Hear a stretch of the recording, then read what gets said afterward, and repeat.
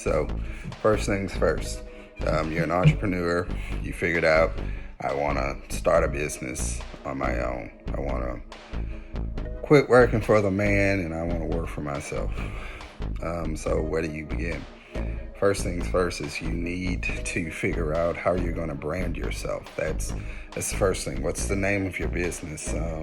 What are you going to call yourself? And this is a very important step that a lot of people rush through because you're just trying to get it done. But this image, this name will be a lasting brand for your business or its existence unless you pay, a pretty penny to try to change all of that out. So you want to take some time, and make careful consideration as to what you're going to call it. And then you need to figure out where your business is going to be located. That's very, very essential. Now, can you do it from your home? Yes, it is very possible to do it from your home. Do I recommend you doing it from your home? No, I don't recommend you doing it from your home. What tends to happen is when you file for your EIN with the IRS, they're going to ask who is the owner of this particular business. And then they're going to ask for your personal information, being your social security number or your individual tax identification number. They're going to ask for that information.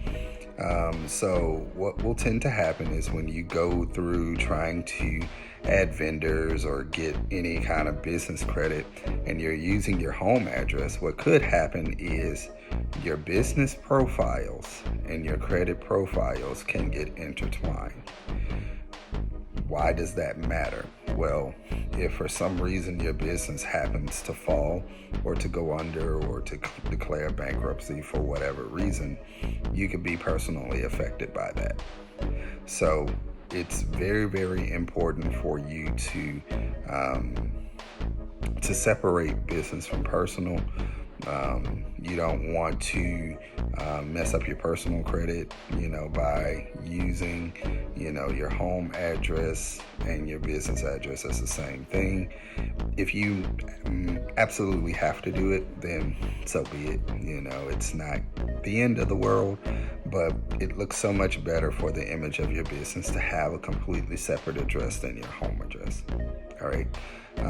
So once you've figured out what you're going to name your business, once you figured out where your business is going to be located.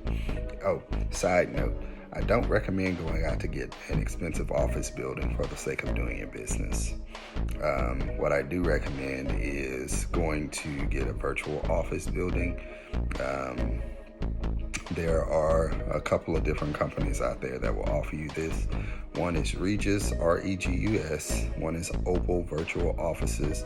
One is Alliance Virtual Offices, and the other is iPostal One. Now, all of these prices between the businesses will vary based on location, availability of products, and the type of services that you need with each company. So do your due diligence and look up all four, and you make the decision as far as what your budget will allow for in a month's time or a year's time, however you are seeking to pay for it. All right, so once you've gotten your virtual office, you have your address, and then you have your name, then you're branded, you're all good to go. Then you want to get a phone number that is not your cell phone number. Why is that important? Well, when you're looking at the business credit world, or you're looking at the business creation world, if you have no plans on applying for business credit, then go ahead and use your personal number. But if you're wishing to separate yourself from your business, you need a business number. Now, there are a couple of different ways that you can do this. In the modern age of technology, you can download, apps that will give you a number that you can call and text from. This is what is called voice over IP, basically using the internet to make calls and send and receive text messages.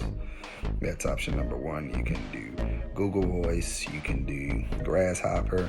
I personally do phone.com because I like their user interface, I like their system.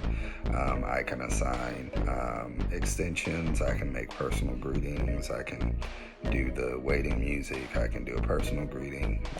So that's what I use, and I think I may pay about 15 or 16 bucks a month, but it's totally worth it. So that's what I use. All right, so you've gotten yourself named, you got your address, and then you got your phone number. What's next? Well, next step is you need to go to irs.gov and you need to apply for a EIN. EIN simply stands for Employer Identification Number. Your EIN number is your social security number for your business. This is very, very important. You cannot do anything in business without an EIN number. So you go to the irs.gov and apply for an EIN. The process takes about 10 to 15 minutes depending on how quick you are or how savvy you are with filling in forms, but it takes about 10 to 15 minutes for that whole entire process of applying for your EIN.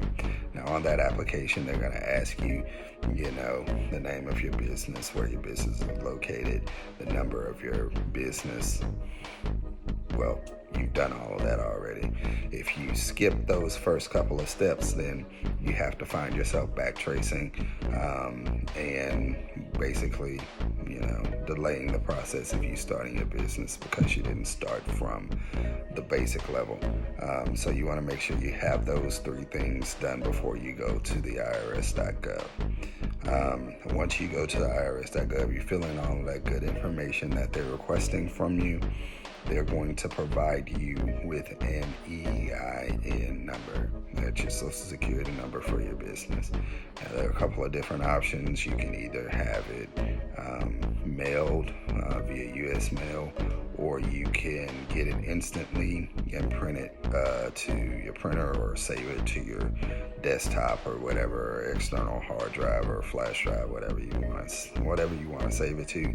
I recommend printing it, having it emailed, saving it to your desktop, sending it to your email, sending it to all of your emails, because once you get that information, you will not be able to get it again. So you want to make sure that you have that number in several different places. Make sure that you're keeping accurate records of everything that you're receiving from each one of those steps that you have actually started.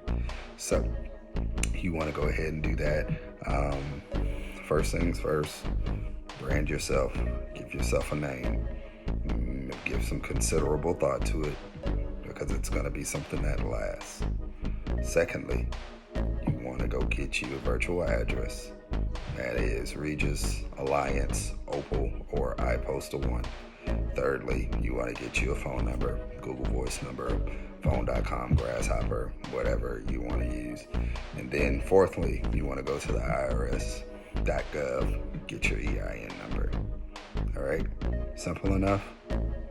Enough homework for you guys to do. All right, so stay tuned for the next video. I'm going to give you the next step that you need to actually get your business up and rolling.